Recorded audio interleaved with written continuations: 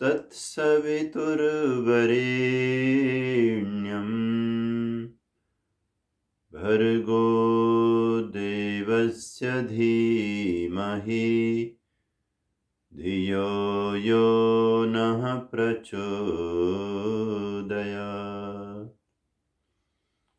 ॐ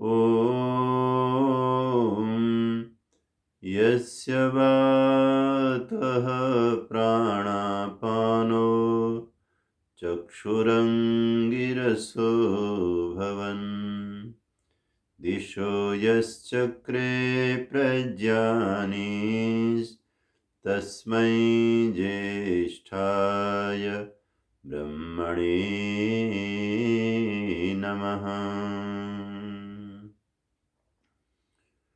ॐ यतो यतः समीहसे ततो नो अभयं कुरु शन्न कुरु प्रजाभ्यो अभयं नः पशुभ्यः। वसुदेवसुतं देवं कंसचाणूरमर्दनं देवकी परमानन्दं कृष्णं वन्दे जगद्गुरुम्। दया तथा आनंद से पूरित जिनका नाम, ऐसे ऋषिवर को मेरा बारंबार प्रणाम। ओम शांति शांति शांति। समस्त भक्तजनों को जो श्रीमद् भगवद गीता कथा के पावन प्रसाद को श्रद्धा से ग्रहण कर रहे हैं, मेरा सादर प्रणाम। आइए हम परमपिता परमात्मा का वंदन करते हुए, ऋषि मुनि गुरुजनों को प्रणाम करते हुए इस भगवद वाणी का, योगेश्वर भगवान कृष्ण जी के मंगलमय वचन का वाचन करें। आज हम भगवद गीता के 6ठे अध्याय के तीसरे चरण पर हैं, तीसरा प्रवचन है। लेकिन उससे पहले हम इस महान ग्रंथ की महिमा की पंक्ति जो गुनगुना रहे थे उसे दोहराते हैं। श्री कृष्ण की वाणी है, माधव की निशानी है।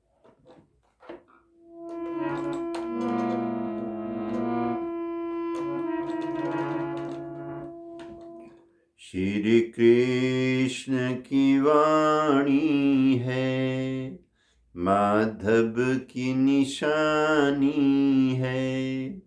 गीता अमृत पी मानव बन जाता ज्ञानी है। श्री कृष्ण की वाणी है। ईश्वर की शरण लेकर जो कुछ है उसे देकर, उद्धार तू अब अपना कर लेना, खो अवसर। श्रीमद् भगवद गीता फिर हाथ न आनी है। गीता अमृत पी मानव बन जाता ज्ञानी है। श्री कृष्ण की वाणी है, माधव की निशानी है। श्री कृष्ण की वाणी है। बोलिए नंदनंदन योगेश्वर श्री कृष्ण भगवान की जय। आज भगवद गीता के 6ठे अध्याय के 15वें श्लोक से हम पाठ को आगे बढ़ा रहे हैं। 15वें से लेकर के 21 तक के ये 7 श्लोक आज के पाठ में हैं। युञ्जन्नेवं सदात्मानं योगी नियतमानसः योगी नियतमानसः शान्तिं निर्वाणपरमां मत्संस्थाम् अधिगच्छति मत्संस्थाम् अधिगच्छति। नात्यश्नतस्तु योगोऽस्ति न चैकान्तं मनस्नतः न चाति स्वप्नशीलस्य जाग्रतो नैव चार्जुन युक्ताहार विहारस्य युक्तचेष्टस्य कर्मसु युक्तचेष्टस्य कर्मसु युक्तस्वप्नावबोधस्य योगो भवति दुःखः योगो भवति दुःखः। भगवान बहुत सुंदर विज्ञान, साधना का जो विज्ञान है, साइंस ऑफ मेडिटेशन, जो मेडिटेशन का विज्ञान है उसके ऊपर प्रकाश डाल रहे हैं और एक एक चीज़ को लेकर के समझा रहे हैं कि कैसे तुम उसे थोड़ा सा ठीक करते हो तो तुम योग में चल पड़ते हो। कैसे खाते हो, कैसे शयन करते हो, कैसे जागते हो, क्या तुम्हारी गतिविधियां हैं, वो सब काउंट करती हैं साधना में। ऐसा हो नहीं सकता कि आप व्यवहार काल में जो मर्जी करें और फिर आप एकांत में जाकर के ध्यान लगा लें, ऐसा संभव नहीं। यदा विनियतं चित्तम् आत्मन्नेवावतिष्ठते आत्मन्नेवावतिष्ठते निःस्पृहः सर्वकामेभ्यो युक्त इत्युच्यते तदा युक्त इत्युच्यते तदा यथा दीपो निवातस्थो निंगते सोपमा स्मृता निंगते सोपमा स्मृता। जलते हुए दीपक का सुंदरतम उदाहरण भगवान दे रहे हैं। योगिनो यतचित्तस्य युञ्जतो योगमात्मनः युञ्जतो योगमात्मनः यत्रोपरमते चित्तं निरुद्धं योगसेवया निरुद्धं योगसेवया यत्र चैवात्मनात्मानं पश्यन्नात्मनि तुष्यति पश्यन्नात्मनि तुष्यति। अपने ही घर में रखा हुआ खजाना जो अपने को पता नहीं था वो योगी को मिल जाता है। सुखम आत्यंतिकं यत्तत् बुद्धिग्राह्यमतीन्द्रियं बुद्धिग्राह्यमतीन्द्रियं वेत्ति यत्र न चैवायं स्थितश्च लति तत्त्वतः स्थितश्च लति तत्त्वतः। बोलिए सच्चिदानंद भगवान की जय। ओम श्री परमात्मने नमः। ओम श्री परमात्मने नमः।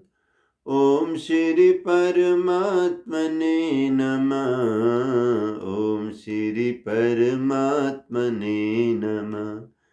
ओम श्री परमात्मने नमः। ओम श्री परमात्मने नमः। सदा ते नाम स्वयशो विवक्मि। वेद में भक्त की भावना आई है कि भक्त कहता है, हे मेरे भगवान, मैं हमेशा ही आपके पावन नाम को ही अपना यश मानकर, मानो आपका नाम स्मरण में आए, जिह्वा में आए, तो मानो मेरा यश बढ़ रहा है, मेरी तरक्की हो रही है, मेरा सौभाग्य बढ़ रहा है। इस भाव से मैं आपके नाम का भजन करूं, जप करूं, आपके नाम के प्रति मेरी श्रद्धा रहे। तो इसलिए प्रभु के विभिन्न तरह के नाम हैं। प्रभु हैं, परमात्मा है, ब्रह्म है, ओम है, ईश्वर है, सच्चिदानंद स्वरूप है, तरह तरह के संकीर्तन हरि हैं हम लोग जो किया करते हैं, वो बहुत महत्वपूर्ण है।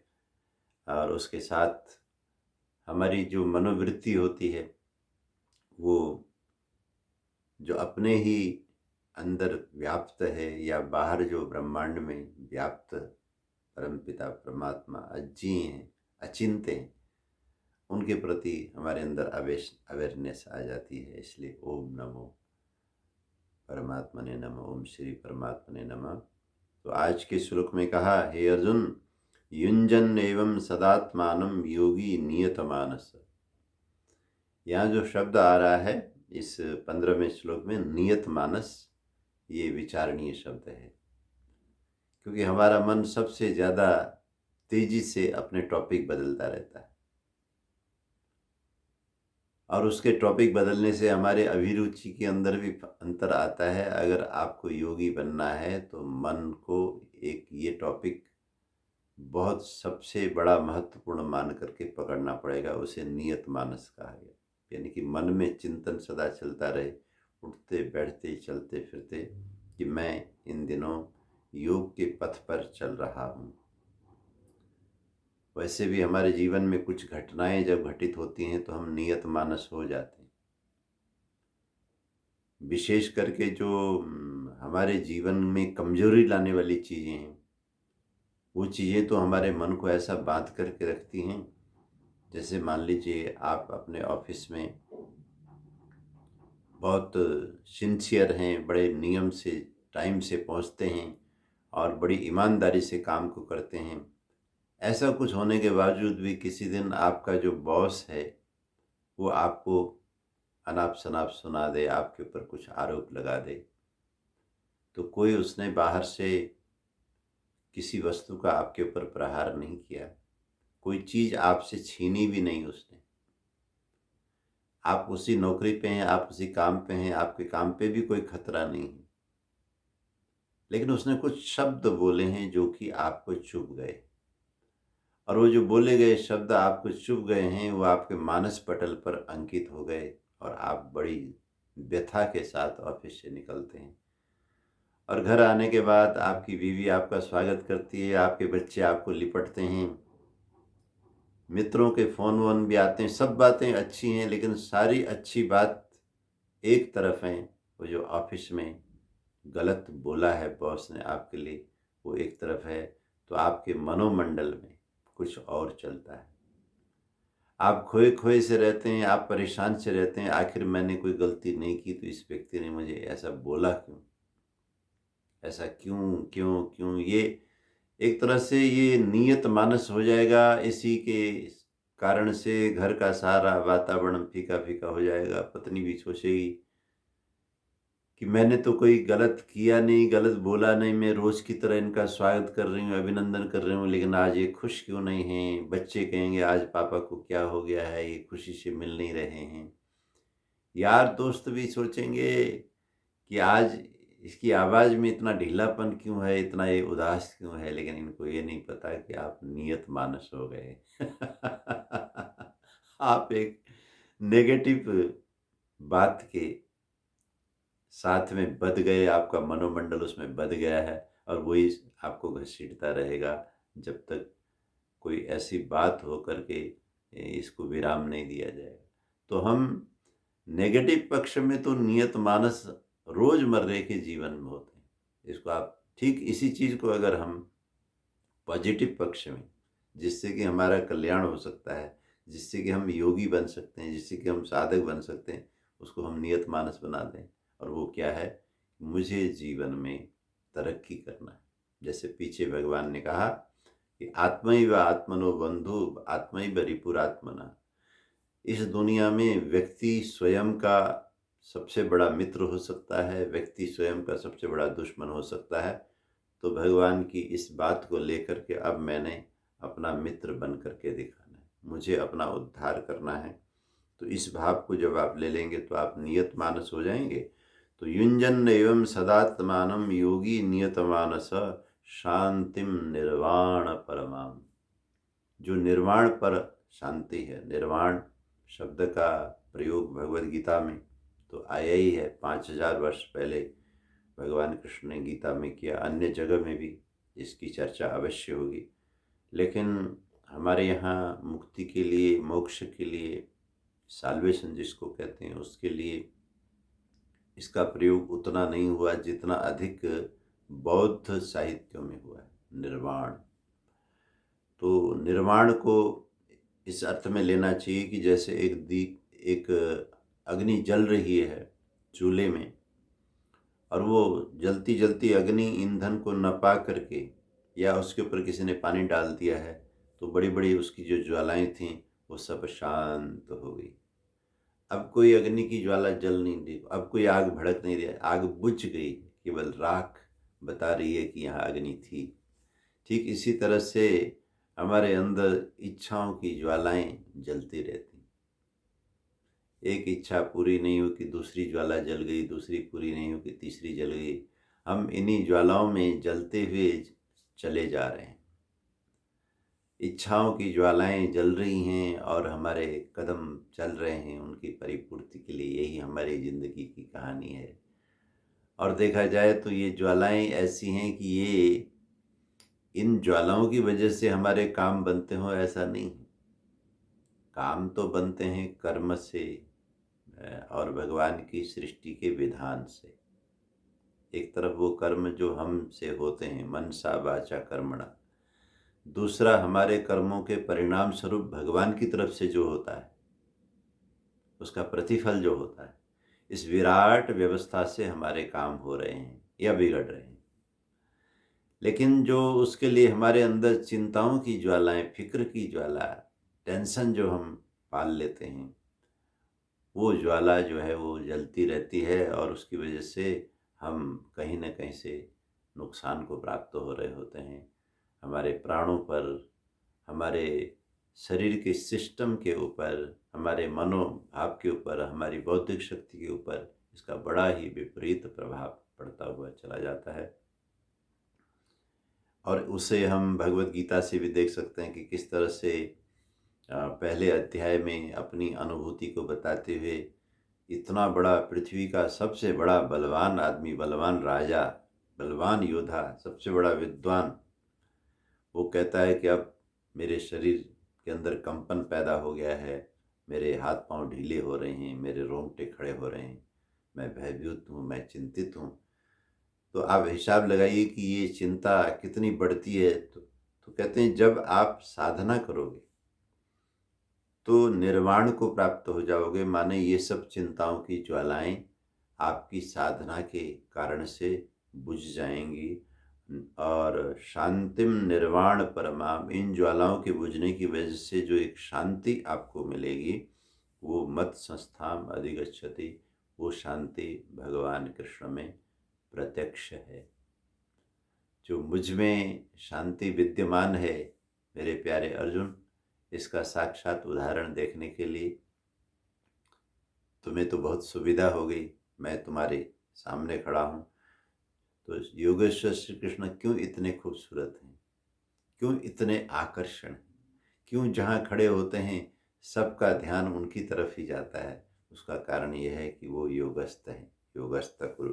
तो शांतिम निर्वाण परमाम मत संस्थाम अधिगच्छति, जो मुझ में शांति लगातार बनी रहती। यहाँ गीता में भगवान कृष्ण का परिचय जगह जगह मिलता है। अगर उस परिचय से आप जुड़ जाएं तो सही ढंग से जब आप गीता पढ़ें तो एक ही बात घटित होनी चाहिए। वो बात यह है कि जो योगेश्वर में है वो योग मुझ में भी काश आ जाए, मैं भी गोप बन जाऊं, मैं भी गोपी बन जाऊं, मेरी भी शांति की बांसुरी बज उठे, मुझे मेरे अंदर भी ये सब जलती हुई ज्वालाएं हैं, ये सब बुझ जाएं और मैं लयात्मक उस योग को पकड़ पाऊं। तो कहते हैं अगले श्लोक में, अब ये जो अद्भुत चीज है कि योग करते हुए व्यक्ति नियत मानस होकर के उन सब चिंताओं की ज्वालाओं को शांत करके अद्भुत शांति को प्राप्त करता है, तो उसके लिए छोटी छोटी चीज़ें जिन्हें हम अभी स्टार्ट कर सकते हैं, जिन्हें हम ठीक कर सकते हैं। जैसे कोई आदमी जा रहा है बहुत अच्छी गाड़ी में, अचानक कोई गाड़ी में खराबी आ जाती है, तो फटाफट वो अपनी गाड़ी को किनारे लगाता है और देखता है कि खराबी तो बहुत आ गई है, गाड़ी ठीक से चल नहीं रही है, इसके अंदर कंपन है, इसके अंदर धुआं है, इसके अंदर तरह तरह की दिक्कत आ गई है। अब क्या करें, कैसे करें? ये तो गैरेज में ले जानी पड़ेगी और बिल्कुल ऐसी जगह में खड़े हैं जहाँ आसपास में कोई गैरेज की सुविधा नहीं। वो एक ही बात मन में सोचता है कि कोई ऐसी चीज हो इस गाड़ी में जिसे मैं खुद ठीक कर सकूं, क्योंकि मैं यहाँ हूं। तो मिस्त्री तो पता नहीं कहाँ है, कब मिलेगा, और मुझे इसकी जरूरत है कि ये जल्दी ठीक हो जाए। ठीक इसी तरह से योगेश्वर भगवान कृष्ण का संग करते हुए अर्जुन को, या हम जैसे साधारण लोगों को जो किसी साधक महापुरुष के दर्शन करके जिसको ये लालसा पैदा हो जाए कि मैं भी अपनी इस जीवन रूपी गाड़ी को ठीक कर लूं, अयोग से योग की तरफ चला जाऊं, तो उसकी इच्छा होती है कि कोई छोटी छोटी ऐसी चीज बता दी जाए जिससे हम अभी से ठीक करने लग जाएं और हम योग की तरफ चल पड़ें। तो भगवान ने कुछ ऐसा ही प्रसंग भगवत गीता के इस छठे अध्याय में आत्म संयम योग में 16वें श्लोक से आरंभ कर दिया। कहते हैं, नात्यश्नतस्तु योगोस्ति न चैकांतम अनश्नतः। मेरे प्यारे अर्जुन, अब ले लो छोटी छोटी चीजें, कहने को ये छोटी हैं लेकिन इनका प्रभाव बहुत बड़ा है। अति अस्नतस्तु योगः न अस्ति। जो आदमी शरीर की जरूरत से ज्यादा खाना खाया करता है उससे योग सिद्ध नहीं होगा। इसलिए सबसे छोटी सी चीज है कि हम देखिए आज तक इस शरीर में बने हुए हैं, तो क्यों बने हुए हैं कि हमें खाने को मिल रहा है, हमें पीने को मिल रहा है, हमें अपने शरीर की जरूरतें पूरा करने का साधन मिल रहा है, तो साधन का प्रयोग ठीक से नहीं हो रहा है। तो कहते हैं, मेरे प्यारे अर्जुन, अगर तुम चाहते हो योगी बनना तो तुम सबसे पहले एक काम करो, अपने खान पान को देखो। तो खाते समय अगर आपने योग करना है तो उस मात्रा को बहुत ध्यान दो, जिस मात्रा में आने के बाद आपने नियम तोड़ना नहीं। न अति अस्नत, एक है अश्नतः, तो खाना तो बहुत जरूरी, लेकिन कितना खाना है? जितना खाना चाहिए उतना ही खाना है। अब इसके लिए तो आपको चलना पड़ेगा आयुर्वेद के पास, वहाँ के ऋषियों के पास, चरक के पास, सुश्रुत के पास, बाणभट्ट के पास में। तरह तरह के हमारे ऋषि, हमारी संस्कृति कितनी समृद्ध है। शारीरिक संरचना के बारे में, शारीरिक चिकित्सा के बारे में हजारों हजारों वर्ष पहले, क्योंकि वेदों से ही उपवेद निकले। इन उपवेदों के अंदर उसकी जो वेद के मंत्रों के आधार पर जो ऋषि मुनियों ने व्याख्या की है और शास्त्र नए नए ग्रंथ बने, उससे हमारी संस्कृति समृद्ध हुई है। मैं तो आपके साथ श्रीमद् भगवद गीता की सेवा करते हुए भगवान कृष्ण के उन प्रेमियों के बीच में बैठ कर के उन सबके साथ एक स्वर में ये कहना चाहता हूँ कि बहुत जल्दी इस देश में इस तरह के शासक लोग अधिकार प्राप्त करें, इस तरह के मंत्रालय उनको मिलें, इस तरह के जनता का समर्थन उनको मिले, क्योंकि इन दिनों वैसे भी जन समर्थन की बड़ी आवश्यकता पड़ रही है।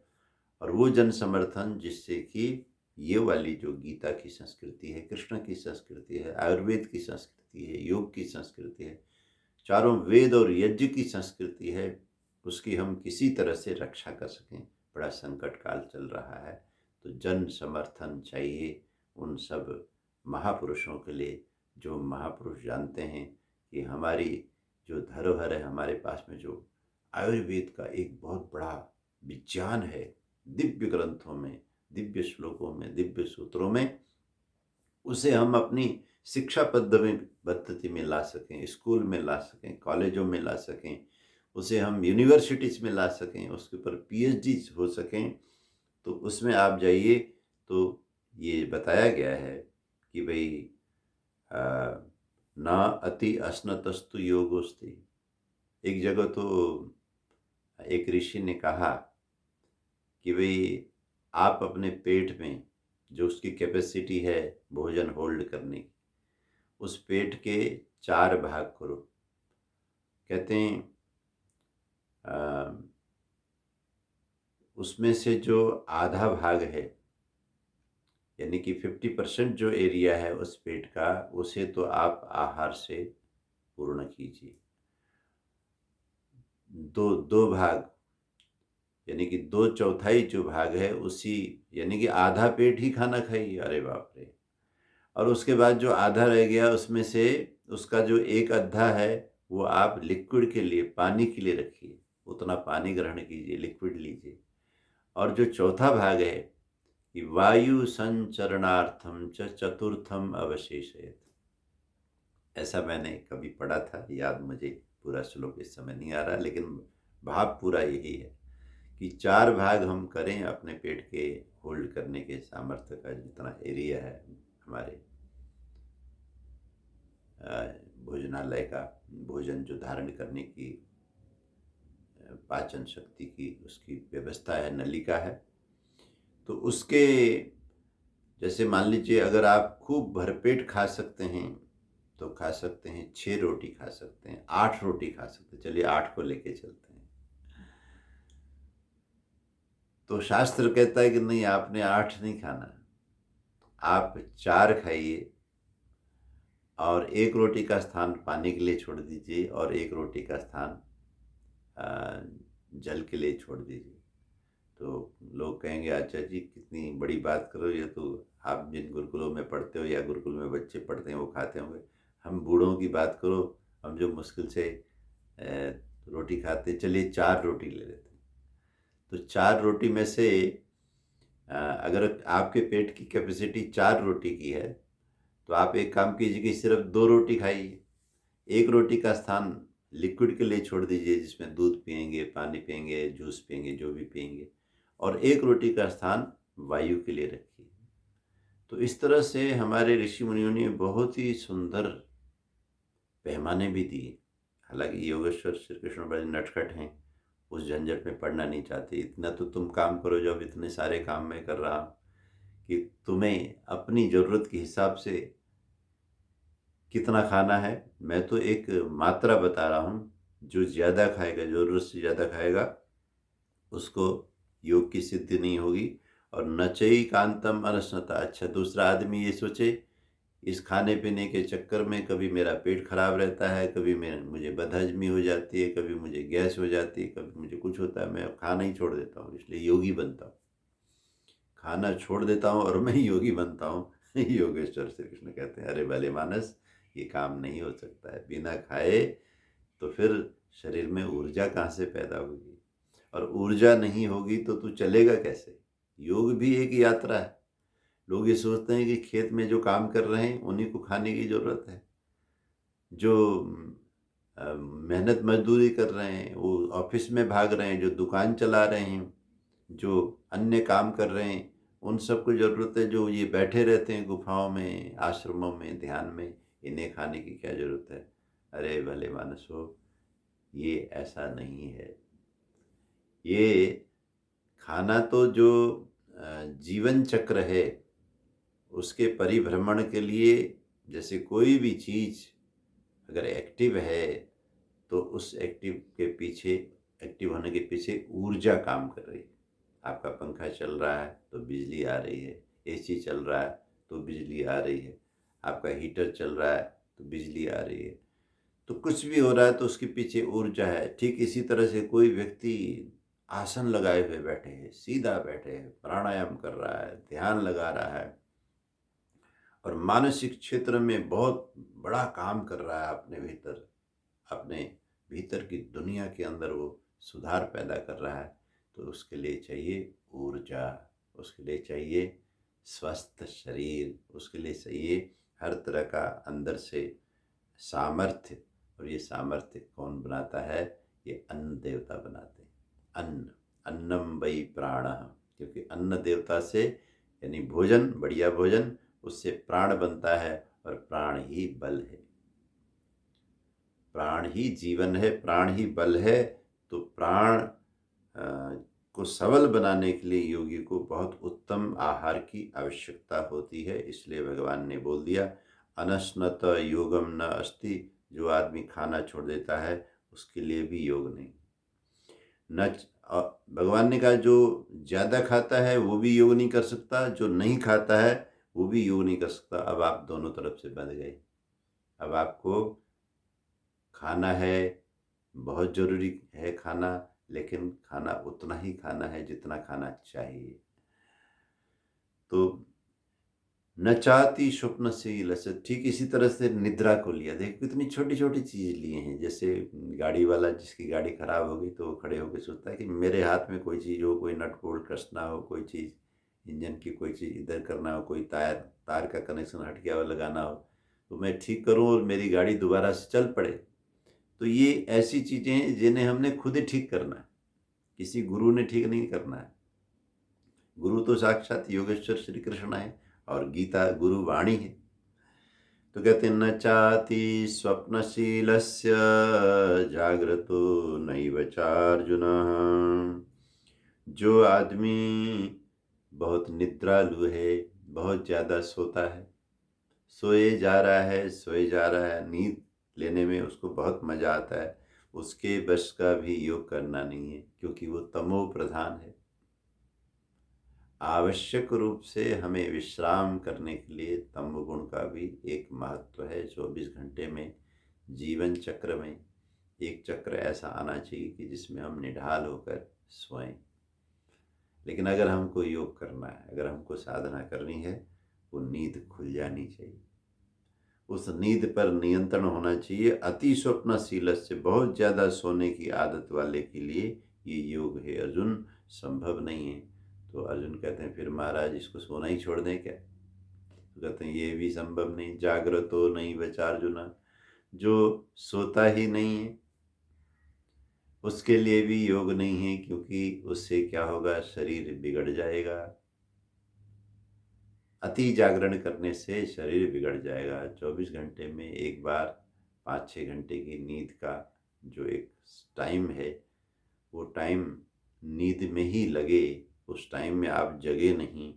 जब अच्छी तरह से आप नींद लेंगे तभी आपने वो जो भोजन किया है उस भोजन को पचने के लिए आपका सहयोग मिलेगा, आपके लिए उपयोगी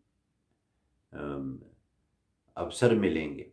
क्योंकि अति जागने से सीधा प्रभावित होता है हमारा डाइजेशन सिस्टम।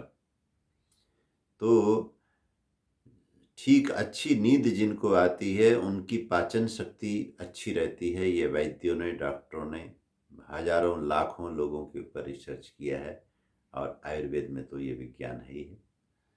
तो इस वजह से उचित शयन करना, उचित निद्रा लेना बहुत ज़रूरी है। जिसने उचित निद्रा नहीं ली, जो नहीं ले सकता, फिर वो ध्यान भी नहीं लगा सकता, ऐसा ठाकुर, ऐसा श्री कृष्ण कह रहे हैं। तो फिर करना क्या है? युक्ताहार, 17वें श्लोक में कहा, युक्ताहार विहारस्य युक्तचेष्टस्य कर्मसु युक्तस्वप्नावबोधस्य योगो भवति दुःखः। युक्त आहार, जो जितना जैसा अच्छा लेना चाहिए उतना ही जो ले, और फिर विहार करे। विहार माने अन्य सब काम, आवागमन, लेना देना, जितने भी दिन भर के काम होते उनमें भी युक्त उचित मात्रा में होना चाहिए। जिसने बहुत ज़्यादा भाग दौड़ की है, दिन में बहुत ज़्यादा थका है, बहुत ज़्यादा ज़रूरत से ज़्यादा काम किया है, वो भी ध्यान में बैठ करके उस योग के रास्ते में नहीं चल पाता है। तो कहते हैं युक्त चेष्टस्य कर्मसु, कर्म में भी उचित मात्रा में जिसने चेष्टा की है। युक्त स्वप्नावबोधस्य, उचित मात्रा में जिसने शयन किया है, उचित मात्रा में जिसने जागरण किया है। योगो भवति दुःखः, ऐसे लोगों के लिए हे मेरे प्यारे अर्जुन, ये जो योग विज्ञान है ये दुःख है, ये सारे दुखों को नष्ट करने वाला ये योग बन जाता है। काश ऐसा आशीर्वाद हमें भगवान कृष्ण का मिले, गुरुजनों का, ऋषि दयानंद जी का मिले, गुरु विरजानंद जी जो हमारे गुरुदेव जी के भी गुरु थे, योगी थे।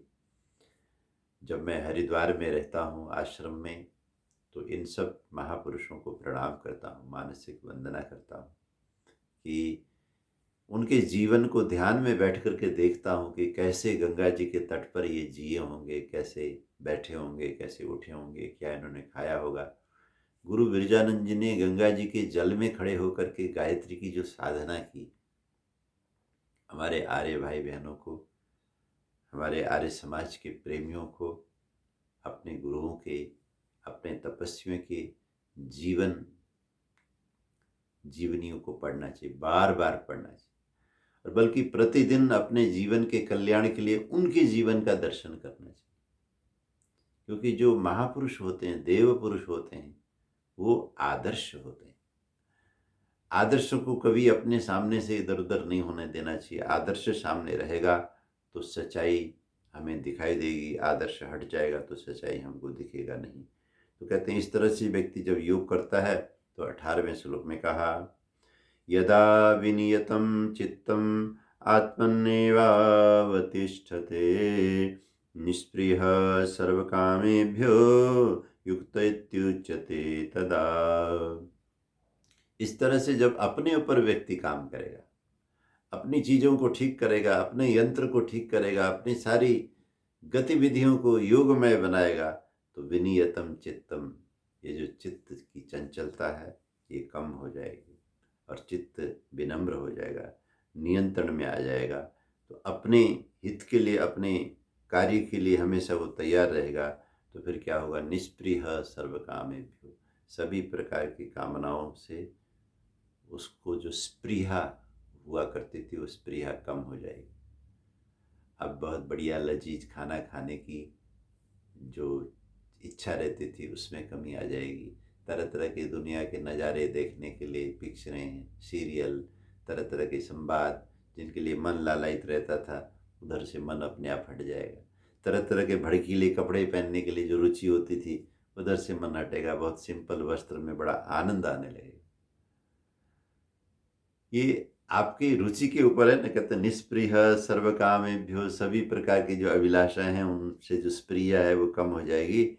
तो ये कम होना भी, ये मेरे प्यारे अर्जुन, युक्त इत्युच्यते तदा, तब समझ जाओ कि व्यक्ति लग गया है योग में, तब समझ जाओ कि साधना में उसकी प्रतिष्ठा हो रही है, वो साधक बन रहा है, वो योगी बन रहा है। अब अगला लक्षण भगवान बता रहे हैं। एक एक लक्षण अद्भुत हैं। अगर हम एक एक श्लोक को भी लेकर के हम कई कई दिन तक अपने ऊपर काम करें तो भी पर्याप्त है। 19वें श्लोक में कहा, यथा दीपो निवातस्थो निंगते सोपमा स्मृता योगिनो यत चित्तस्य युञ्जतो योगमात्मनः।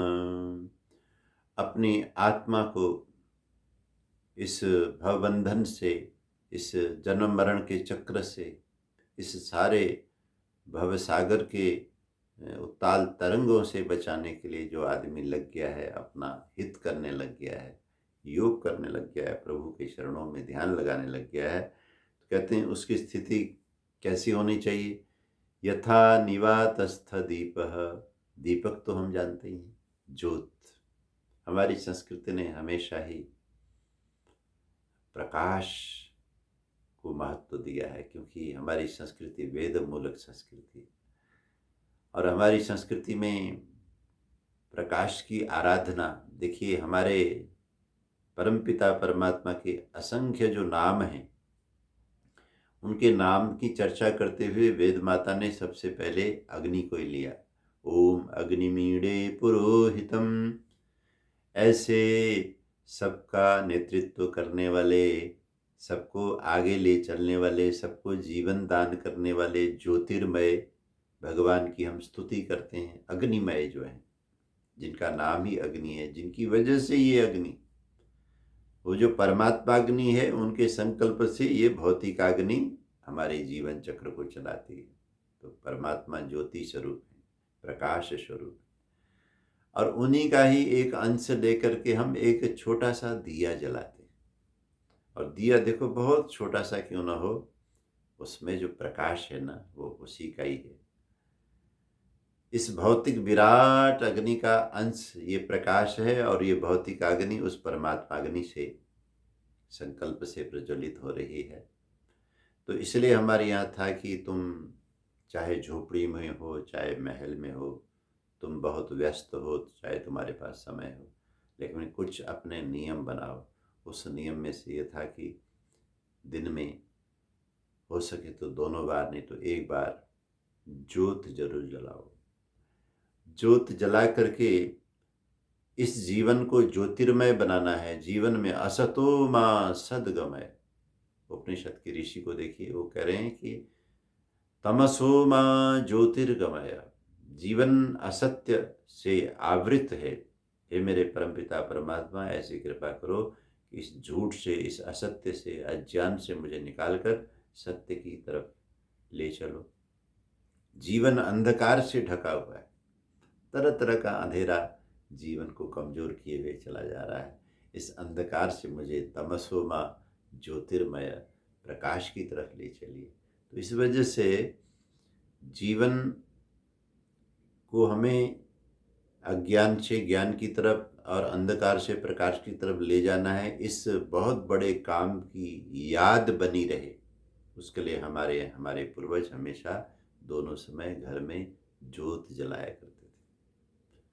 और साधक के लिए भी कई तरह की साधनाएं हैं। एक साधना है दीप साधना, कि दीपक को जलाइए, आप सीधे बैठिए, और आपके आँखों का जो सामने का बिल्कुल आज्ञा चक्र के पास में, आँखों के भवों के सामने जो फ्लेम है, उस उतनी हाइट पर दीपक को रखिए, और बैठ कर के आप त्राटक आदि से भी अपने इस बिखरे हुए मन को एकाग्र करते हैं। तो योगी जन अपने शिष्यों से दीपक के माध्यम से कई तरह की साधनाएं कराया करते हैं।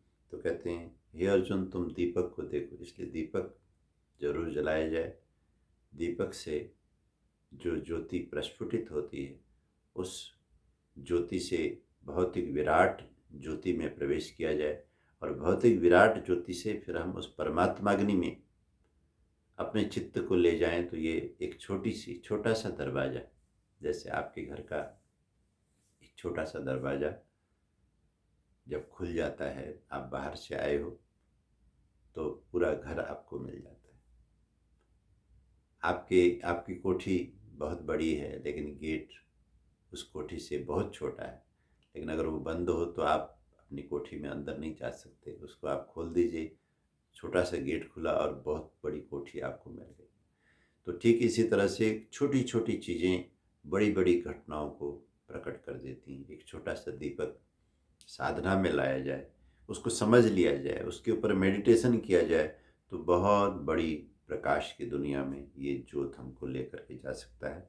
लेकिन यहाँ एक और अर्थ में भगवान ने दीप को बिठाया है। ज्योत की चर्चा की, यथा निवातस्थ दीप। जहाँ हवा नहीं चल रही है, वहाँ जलता हुआ जो दीपक होता है, वो कैसा होता है? न इंगते, उसकी फ्लेम, उसकी लो हिलती नहीं है। दीपक को देख करके साधक अपने आप को सोचता है कि मेरी चेतना भी ऐसी है, तरह तरह की इच्छाओं से, चिंताओं से ये लगातार हिल रही है, परेशान है। अगर मैं इसके आसपास से इस सारी व्यर्थ की चीज़ों को हटा दूंगा, तो मेरी चेतना भी इस दीपक की लौ की तरह सीधी हो जाएगी।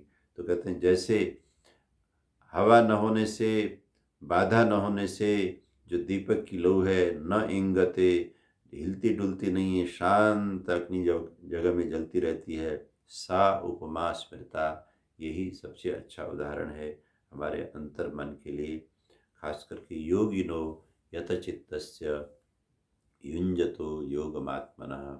योगी का योग लग रहा है, साधना ठीक चल रही है, कदम आगे बढ़ रहे हैं अंदर की यात्रा के, उसका ये साक्षात उदाहरण उस शांत दीपक की तरह अगर आपका मन हो जाए, उस न हिलने वाले दीपक की लौ की तरह आपकी अंदर की स्थिति बन जाए, चेतना आपकी ऐसी ठहरने लग जाए, तो वो उपमा आप पर घटित हो जाती है।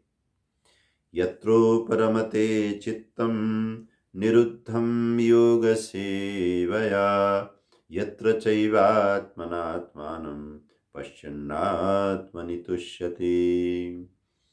जिस साधना की स्थिति में जाने के बाद में ये जो चित्त जो भटकता रहता है, ये उपराम को प्राप्त होता है। जैसे हम दिन भर कभी उधर भाग रहे हैं, कभी उधर भाग रहे हैं, कभी बाजार जा रहे हैं, कभी ऑफिस जा रहे हैं, कभी किसी के यहाँ जा रहे हैं, कभी किसी के यहाँ आ रहे हैं, हमेशा हलचल में लगे हुए हैं, लेकिन हम थक गए। भाई आप कहीं नहीं जाते, घर आकर के अपने बिस्तरे में बैठ गए, उपराम हो गया। अब हम बाहर नहीं, अब हम बाजार में नहीं हैं, अब हम ऑफिस में नहीं हैं, अब हम सड़कों में नहीं हैं, अब हम पार्कों में नहीं हैं, अपने विश्राम कक्ष में। ठीक इसी तरह जन्म जन्म से ये जो भटकता हुआ हमारा मन है, तृष्णाएं हैं, ये सब इन पर जब विराम लग जाता है तो चित्तम यत्र उपरमते, जिस स्थिति में आकर के चित्त उपराम को प्राप्त होता है और निरुद्ध होने लगता है। योग दर्शन साक्षात जो पतंजलि ऋषि ने अद्भुत जो रचना दी है, उसका संपूर्ण चिंतन मनन इन श्लोकों के साथ जुड़ता है। तो कहते हैं निरुद्धम योगश्चित्तवृत्ति निरोधः, वहाँ पे शुरू के आरंभ में ही है अथ योगानुशासनम, और दूसरा सूत्र है योगश्चित्तवृत्ति निरोधः। उसी को यहाँ देखिए गीता के 6ठे अध्याय में आत्मसंयम योग में 20वें श्लोक में भगवान ने लाया। कहते हैं योग सेवा से हम इस चित्त को खुश करने में लगे तो रहते हैं, लेकिन ये हमारा जो लगा रहना है ये योग शून्य है, साधना शून्य है, विलास युक्त है, आपाधापी युक्त है, विचार चिंतन मनन से रहित है। तो बेचारा चित्त जिसको शांत करने के लिए हम तरह तरह की चीज़ें इकट्ठे किए चले जा रहे हैं, खाए जा रहे हैं, पिए जा रहे हैं, भोगे जा रहे हैं, इससे इस चित्त की सेवा नहीं हो पा रही। ये चित्त भी जन्म जन्मांतर का मानो इंतजार कर रहा है कि मेरी जैसी सेवा होनी चाहिए जिससे मैं शांत रह सकूं। तो कहते हैं योग सेवा। योग सेवा यानी साधना जब व्यक्ति शुरू कर देता है तो चित्त जो है शांत होने लगता है, निरुद्ध होने लगता है। यत्र चैवात्मनात्मानं पश्यन्नात्मनि तुष्यति। जब इस तरह से योग सेवा शुरू हो जाती है, पहली बार आत्मा आत्मा से मिलती है। यत्र चैव आत्मना आत्मानं, जिस स्थिति में जाकर के आत्मा अपने आप को पश्यन देखने लगती है और देखते ही तुष्यति, जी जन्म जन्म की प्यास बुझ जाती है, जन्म जन्म की तृष्णा समाप्त हो जाती है, क्योंकि आत्मदर्शन हो गया। तो कहते हैं इस आत्मदर्शन में आकर के क्या होता है, सुखम आत्यंतिकम यतत् बुद्धिग्राह्यम अतीन्द्रियम वेत्ति यत्र न चैवायम स्थितश्चलति तत्ततः। हे अर्जुन, ये जो स्थिति है, इस स्थिति में आत्यंतिक सुख की प्राप्ति होती है। दुनिया में केवल हमें सुख मिलता है, लेकिन आत्यंतिक सुख कहीं नहीं मिलता। भगवद गीता के इस चरण में आकर के भगवान जो हमें बता रहे हैं कि ए दुनिया के लोगों, अगर तुम्हें आत्यंतिक सुख चाहिए, जिससे बड़ा कोई सुख इस जीवन में नहीं है, तो योगी बनो, साधना करो। और आत्यंतिकम यत्तद् बुद्धि, और ये जो आत्यंतिक सुख का ग्रहण किससे होता है, जैसे भोजन का सुख है, तो भोजन का ग्रहण किससे होता है, जीवा से होता है। सुगंध का सुख है, उसका ग्रहण किससे होता है, नासिका से होता है। रूप का सुख है, उसका ग्रहण किससे होता है, आँखों से होता है। शब्द का सुख है, सुंदर संगीत, सुंदर प्रवचन, सुंदर ज्ञान, उसका सुख हम कान से लेते हैं। लेकिन ये जो आत्यंतिक सुख है, इसको हम किस चीज़ से ग्रहण करेंगे? तो भगवान कहते हैं बुद्धिग्राह्यम, हम बुद्धि से उसको ग्रहण करते हैं। अतीन्द्रियम, ये अतीन्द्रिय सुख है। इसको जब व्यक्ति यत्र वित्ति, जब व्यक्ति इसको प्राप्त हो जाता है, पा लेता है, तो स्थितश्चलति तत्त्वतः, फिर व्यक्ति स्थिर हो जाता है। फिर उसका जो तत्व, जो सत्य है, जो परम है, उस तत्व से न विचलति, इधर उधर विचलित वो नहीं होता है। फिर उसमें जाकर वो पूरी तरह से टिक जाता है। क्या कारण है? कि हम इन ऋषि मुनियों को, हम इन योगियों को, हम इन सिद्ध पुरुषों को अत्यंत दृढ़ अपनी स्थिति में, अपने चिंतन में, अपने मनन में, अपने योग में ठहरा हुआ पाते हैं। तो उसका कारण ये है स्थितश्चलति तत्त्वतः। तो तत्व से वो जो है न चैवायम स्थितः तत्वतः चलति, ये जो तत्व में पहुंच गया है, वहाँ से वो कभी भी विचलित नहीं होता। दुनिया की कोई परिस्थिति उसे तत्व से हिला नहीं सकती। तो हमारी कथा में भी एक ऐसे योगी की चर्चा है, जो हमने पहले दिन परसों बात रखी थी, कि किस तरह से एक गांव के किनारे बहुत ही सुंदर स्वच्छ जल की नदी, उस नदी के तट पर विशाल वृक्ष, और उस विशाल वृक्ष के नीचे एक योगी, एक महात्मा आकर के बैठ गए। सन्यासी का वेश उनका है, और जीवन इतना मंगलमय है, किसी से वो कुछ बोलते नहीं, दिव्य रूप है। मैंने बीच में कहा था कि ये जो ब्रह्मचर्य है, ये ब्रह्मचर्य योगी जब सिद्ध कर लेता है, तो शरीर उसका खिला हुआ रहता है, शरीर स्वस्थ रहता है। तो कहते हैं वो योगी बहुत कम आहार लेता था, जो उसके पास में कुछ साधन थे, क्योंकि थोड़े दिनों के बाद में तो लोग भेंट रख करके इतना कुछ जाने लग गए, तो योगी ने थोड़ा सा ले लेना, बाकी सब उनको विस्तृत करने का वो इशारा करते थे। और दिन भर वो ध्यान में बैठते थे, मौन थे, वो किसी से बोलते नहीं थे। नहाना धोना, शयन करना, ये सब सूर्योदय से पहले पहले सब कुछ हो जाता था। और सूर्योदय के बाद में आसन में वो बैठते थे, और लगभग दिन भर वो आसन पे ही विराजमान रहकर आंखें बंद करके ध्यान में वो दिखाई देते थे। तो ऐसे दिव्य व्यक्ति को, जिसका जीवन इतना मंगलमय है, उसको देख करके जितने भी धर्मात्मा लोग हैं, वो तो दौड़े दौड़े उनके दर्शन के लिए चले आए। जो कुछ शंकालु लोग हैं, कुछ चर्चाएं करते थे, बैठा होगा पाखंड कर रहा है, वो उनकी संख्या कम थी। आज भी आप देखिए, आज भी इतने सब संसाधन भोग विलास के बढ़ गए हैं, मन लगाने के बढ़ गए हैं, मनोरंजन के बढ़ गए हैं, लेकिन कहीं भी कोई दिव्य पुरुष होगा ना, तो वो अकेला नहीं होगा। जिसने भी पहली बार उसके दर्शन किए हैं, वो उसकी चर्चा किसी और से करेगा, वो भी मिलने जाएगा। धीरे धीरे धीरे धीरे उस दिव्य पुरुष के आसपास, जिसके पास कभी कुछ नहीं था, उसकी ज़रूरत की चीज़ें भगवान जी पहुंचा देते हैं। भगवान किसी को अकेला तो छोड़ते नहीं, और ख़ास करके उसको कैसे अकेला छोड़ेंगे जिसने जिसको पंजाबी में कहते हैं लड़ फड़ेया, कि उनकी लड़ पकड़ ली है, परमात्मा की का आंचल जिसने पकड़ लिया है। बल्कि ये देखा जाता है कि उनको इतने ज़्यादा अनुयायी कभी कभी मिलते हैं कि उन्हें फिर समाज सेवा में बड़ी बड़ी सफलताएं मिलती हैं। तो कहते हैं इस तरह से जब राजा के यहाँ उस महापुरुष की चर्चा चली गई, तो राजा ने पूर्णिमा के दिन अपने परिवार के साथ उसके पास जाने की इच्छा व्यक्त की। मंत्रियों ने, अधिकारियों ने, पुलिस वालों ने व्यवस्थाएं करनी है, क्योंकि राजा की सवारी आनी है, राजा महात्मा के दर्शन करने जाएंगे। तो कहते हैं ये खबर जैसे ही राजधानी में फैली, धीरे धीरे पूरे देश में जब फैली, तो लोगों का तांता उधर को आने लग गया। एक तरह से भीड़ ने व्यवस्था जो है, व्यवस्था को चुनौती देनी शुरू कर दी। फिर नियम बनाया गया कि नहीं, आज के दिन जितने लोग पहले से तय हैं वहाँ पहुँचने के वही जाएंगे, नए लोग नहीं जाएंगे। लेकिन चर्चा सब तरफ थी कि वो महापुरुष इतना बड़ा है, वो इतना बड़ा है कि इतना बड़ा है कि हमारे देश के जो सबसे बड़े पुरुष हैं, यानी कि देश के राजा हैं, वो भी सपरिवार उनके दर्शन करने के लिए जा रहे।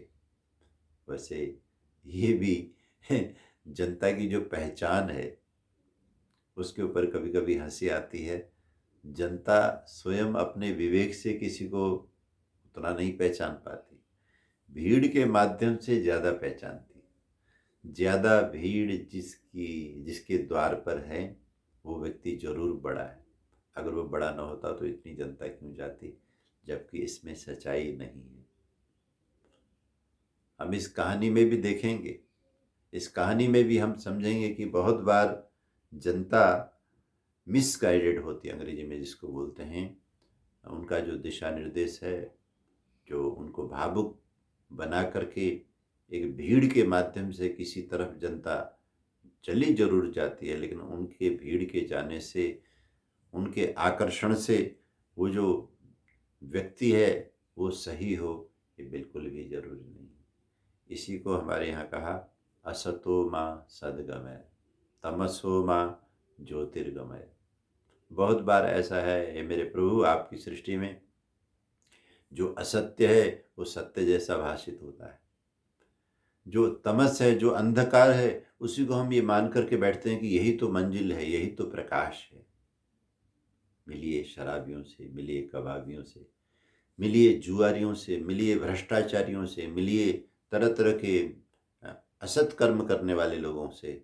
आखिर उनके भीतर भी तो चेतन आत्मा है, और वहाँ भी तो सर्वव्यापी भगवान साक्षात बैठे हुए अपनी सृष्टि को देख रहे हैं। तो क्या उन लोगों को अपनी चीज में बने रहने के लिए उनका अंधकार उनको झांसा नहीं दे रहा है? उनको ये लगता है कि ये मैं बहुत अच्छा कर रहा हूँ, यही मेरी मंजिल है, इसी से मुझे सुख मिलेगा। लेकिन वो तमस है मेरे भाई, वो अज्ञान है। उस अज्ञान से पाप के अलावा, दुख के अलावा, भविष्य बर्बाद होने के अलावा कुछ और होना नहीं है। तो इस वजह से सत्संग बहुत बड़ी चीज़ है।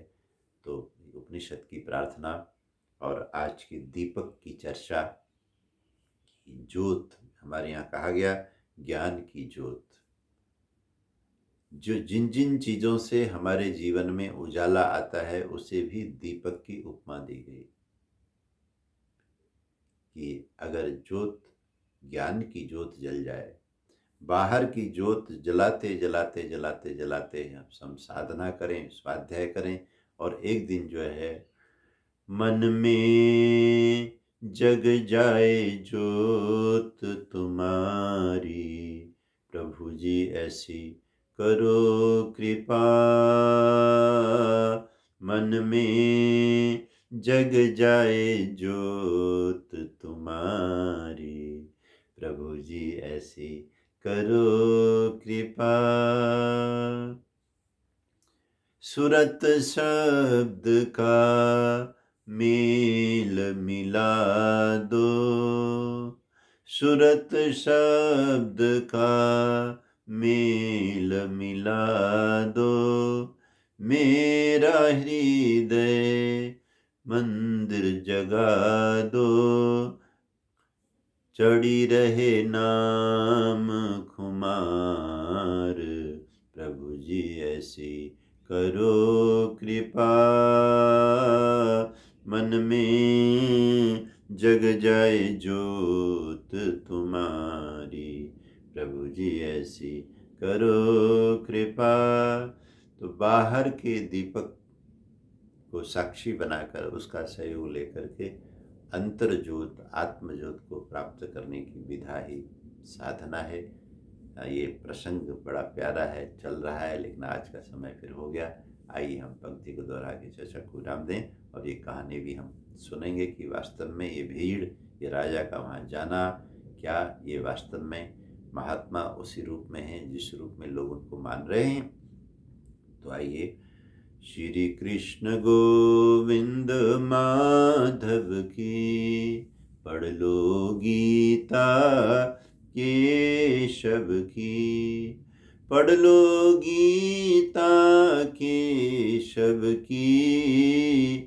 श्री कृष्ण गोविंद माधव की, पढ़ लो गीता केशव की। बोलिए सच्चिदानंद भगवान की जय।